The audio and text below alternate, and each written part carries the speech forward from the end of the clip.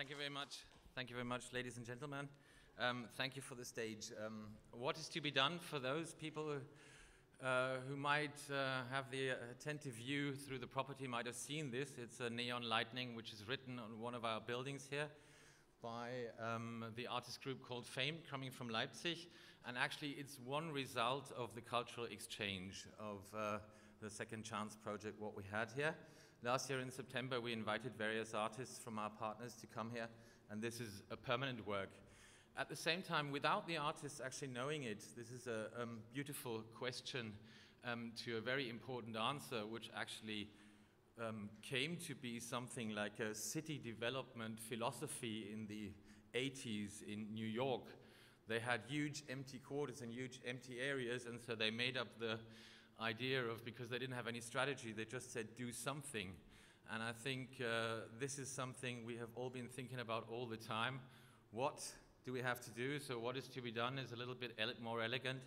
And where should we go with our project here? As you said in the introduction, we're more coming from maybe from the artistic side and not very used to be in a strict corset of plans and regulations. I'd like to start where the whole project started off, actually. In 2007, I was standing in front of this picture. This is the Spinnerei in Leipzig. It still looks the way you can see here, so really beautiful, beautifully kept up as an historical factory site.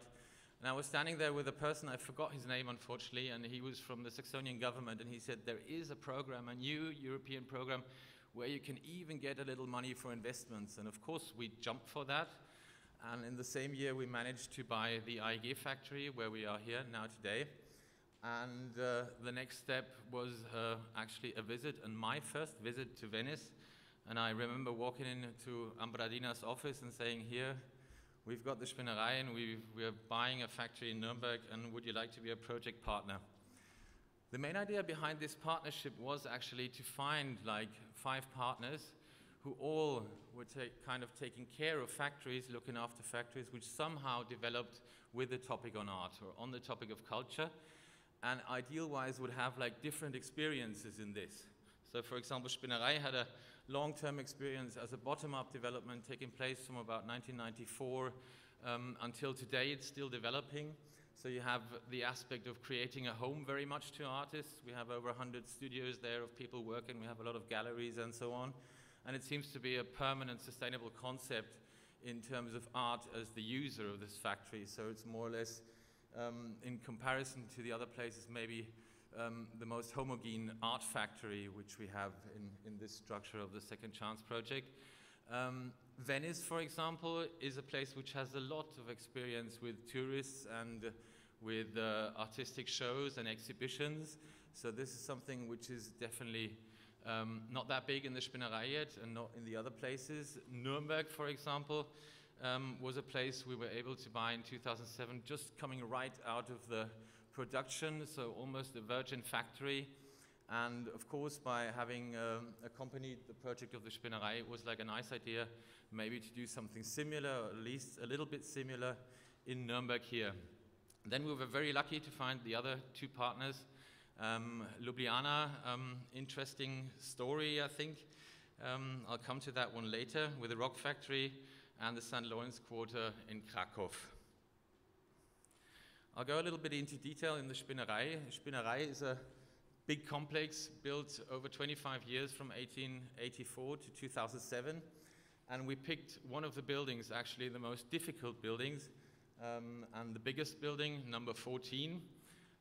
It now has kind of developed to a brand, actually. It's got about 20,000 square meters in one building. And this building, and you can see on this photo, has, well, you can't see that, but it's been built in 1890, and with this building they went to the world market for the thinner strings. Before that, they had been producing only for the inland market. And then in the last year of the GDR, they wanted to make it to a special fair building for the GDR, because Leipzig was the fair city. And they chucked out all the really good working casted iron doubled window glasses, windows, and built in like new GDR isolation windows, which didn't isolate that well. And so it was very difficult to develop this building. And a foundation from Munich, Federkiel, came up to us and said they would like to make a center for contemporary fine art in this building. Well, we thought if someone is that crazy, we should try and let him go on it. And since then, we've been working together actually on the development of this place, turning it, I think, in 2009, then into an association, especially set up to run the building on a non-for-profit basis, whereas the rest of it is a profit basis. Halle 14 has several big contents. For example, their own big shows taking place on 3,000 square meter spaces, having a library for contemporary fine art, and having a very nice kids and youth program. And the idea to achieve with the Second Chance program was to create it more a home to people, as before that it's been actually more or less a visitor's place and a place of artistic events. And so they started to build, I think, 12 studios, is that right? 7. 11. Okay, 11 studios for artists in residence, actually set up in the year 2011. And here you just have a view in the place. What you can see is that the place is still kept like a factory, so you still have the luxury of big empty spaces, and then the studios are integrated on the 2 facades. And since the place has been finished and the studios are open, they're all full and they're run with people from all over the world, of course with people as well coming from the project partners, and spending a time there, and even putting some work outside in the Spinnerei. I think the artist, no, the architect from Ljubljana did like, some furniture for the outside for our little giardino. So very nice interaction. These people are bringing new spirits and new energy to the Spinnerei, and especially to Halle 14. So I think actually this project, building up studios and running them permanently for artists in residence, has really achieved what it wanted. You can really say that. Now to the most beautiful place in the world, Venice. And of course the Arsenale. I really think this is one of the best industrial, or it's older than industrial, pre-industrial sites. The Arsenale, I'm sure you all know it. It's about 50 hectares, so it's almost 10% of the whole main island of Venice. And it's been, I think, beginning to be built in the 12th century, so really medieval times. And it's ran mainly as a ship wharf until the end of the First World War. And on the right-hand side, you see the Torre della Porta Nuova. And this is a picture before restoration I took when I was there first in 2007, and when they said this might be the project partner, actually, and it was put up by the French people actually to install the big masts into the ships. I don't know if it was ever in use for that, because then later the steamships came up and so on. But after the Second World War, actually, a big part of the Arsenale fell empty, and lots of the spaces were just left alone or kept for storage spaces. And in 2008 or 2009, the place was restored by the architect Vignani, and the Second Chance project actually came just in time after the restoration and the changing of the place to give it some interior life, or to enable interior life in there. Here we can see some design which has been bought with a pilot investment. So you have working spaces there, you have the topic of concerts there, you have the topic of shows there, of exhibitions. The Biennale has been twice in there, last year with a very nice show of the South African pavilion, which was rented in that space. And the space has been opened, and I think that's very important, because Arsenale still, you feel today, okay, when it's the Biennale, you're allowed to visit certain places, but in the end, as an outstanding person coming from outside, you're not really allowed to go where you would like to. And I think what's happening in the Torre here is the first step in really giving it back to society and opening it so everyone can go inside there. At the same time, I like the idea behind it, because it's the most prominent building in the Arsenale, that's for sure. And it's meant to be, for the future, the brain of the Arsenale. So at the same time, maybe being like a living archive of the history of the place, and at the same time looking at what could happen in the Arsenale, how could we develop further on, what people could we get in, because actually Venice is a very dense place, and then you have the huge Arsenale where you still have huge of empty spaces where something new could happen. and something lively and good could happen. And maybe they could even think about, is it fine that big luxury cruisers go through the Canal Giudecca being twice as high as the highest building in Venice? Or maybe we could stop that. So I think one topic will be like, as well, like, is this superficial tourism going on? Is it fine or not for the city? We're coming to Ljubljana. The rock factory, this is a view from behind, actually, so you have the whole site of it. It's a main building which is stretching alongside. You can't see it, but it's actually right opposite, next to the river. And it's in one line of the boulevard, which is very crowded from the inner city, so it's very located, very prominent in the inner city, having a beautiful architecture, actually, you can see in later pictures from the other side. The rock factory was built, I have different figures, something between 1870 and 1900, and it's meant to be the first steel concrete skeleton building, which they have in Ljubljana. And it has some very nice potentials, which you can see on these buildings. So you have a big variety of windows and a huge proportion of windows in the facade. And you have this ground level area, which enables actually perfect access from the street. And if you go up this street a little bit more, you will be in the absolute lively area of Ljubljana, where a lot of people, a lot of bars, a lot of shops are there. And so this could be maybe an ideal place to integrate galleries or other things. Ljubljana, I think, had, in my eyes, the most problematic standing within the partners, because actually there had been I don't know if it was an occupation. Anyway, artists had been moving in this place like 2004 to 2006, and they had already brought life to the factory. And at the same time, the government had the idea of making something really nice out of it, so putting up a museum and having some studios in there, which meant to be paid by a private partnership. So they were looking for a partner. I was actually talking to the Lord Mayor because I was very interested in the project. They were looking for a partner who would buy the factory, invest into the museum, invest into the studios, and on the other hand, in the background of the property, could build some residential living spaces and maybe a deep garage to get everything repaid. Unfortunately, the crisis came between it, so it didn't really happen up to now, and I don't know the very actual state, but of course, you could see that there was some problems then coming up with a pilot investment topic, because it was meant to be placed in that factory actually at the beginning of the project.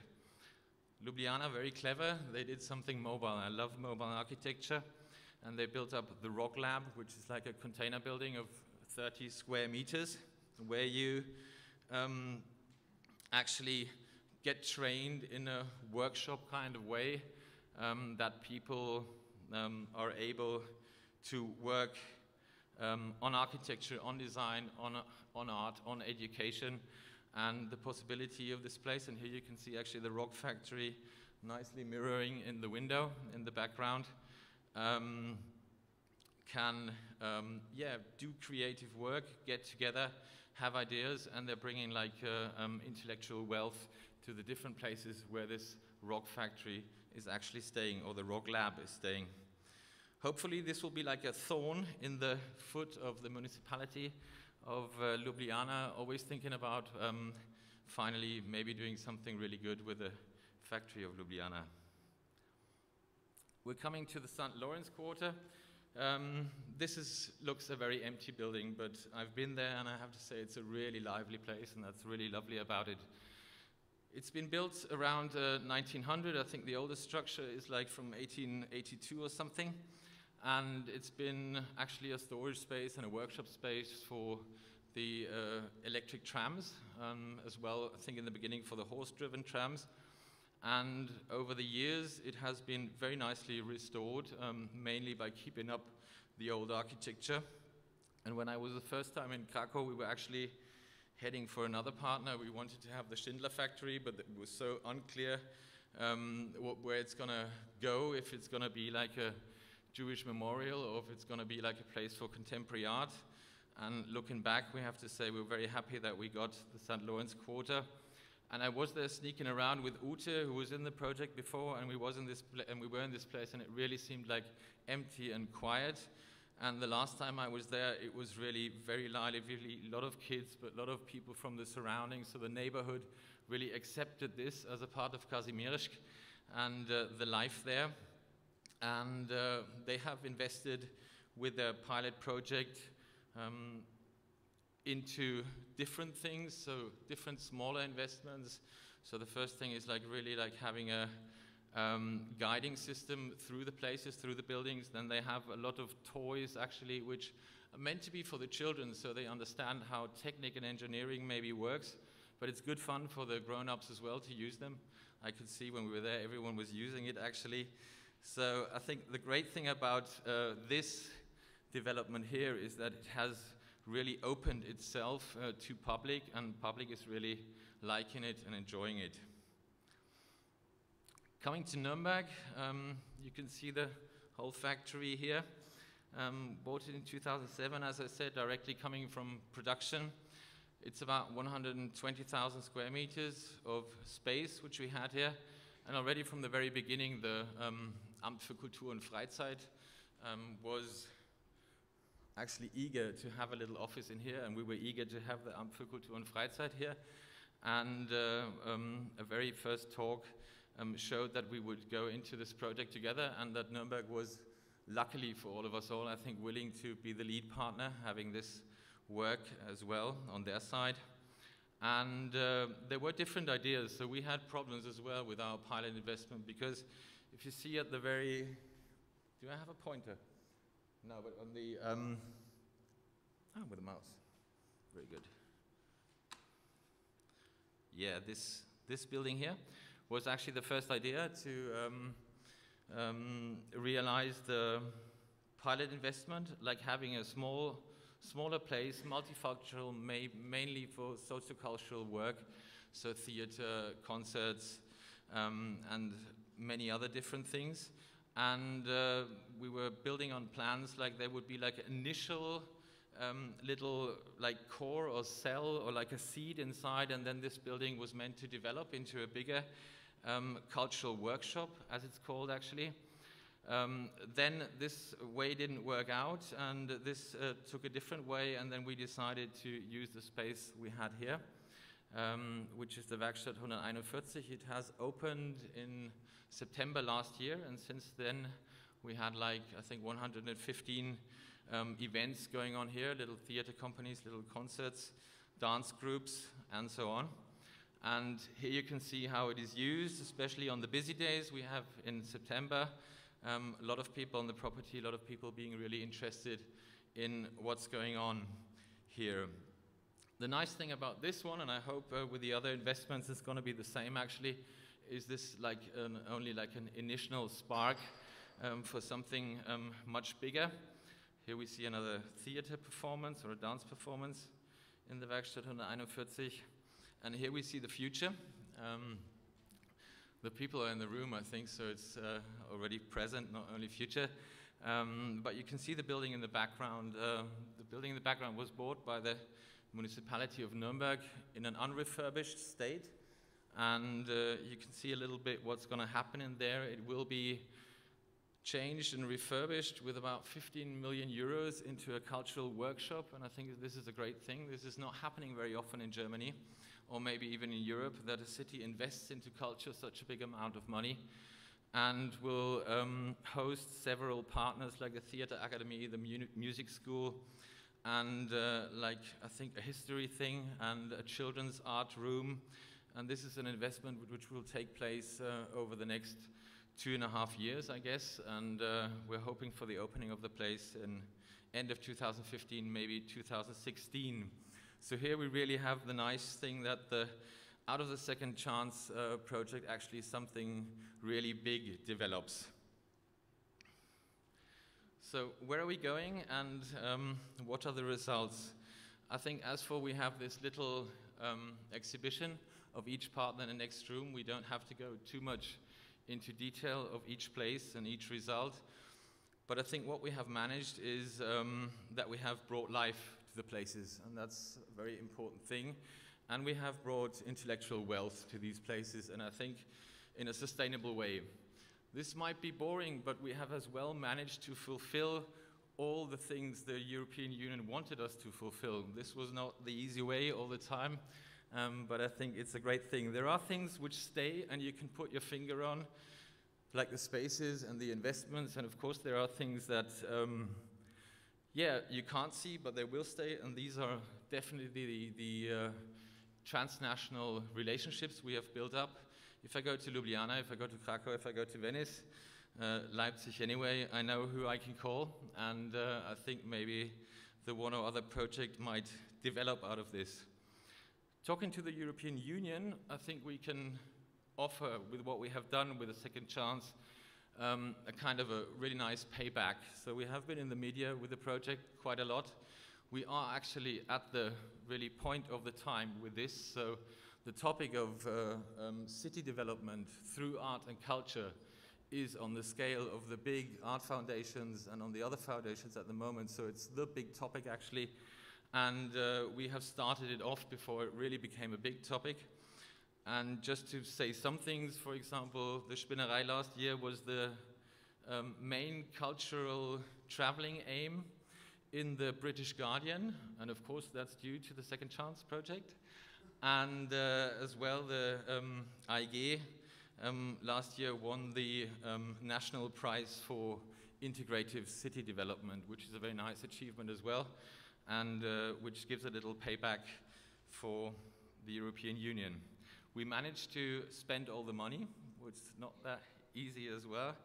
And what you see here is a picture of a roof in Halle 14 in blossom. It just has happened. There is this saying about, or there was this saying about our old Chancellor Kohl after the reunification. He said he will have like landscapes in blossom in East Germany. And we kind of fulfill this here, and I hope our places will go on in blossom. Yesterday, someone from the Venice team said it was a love story, and I would like to say it's not over yet. Thank you very much.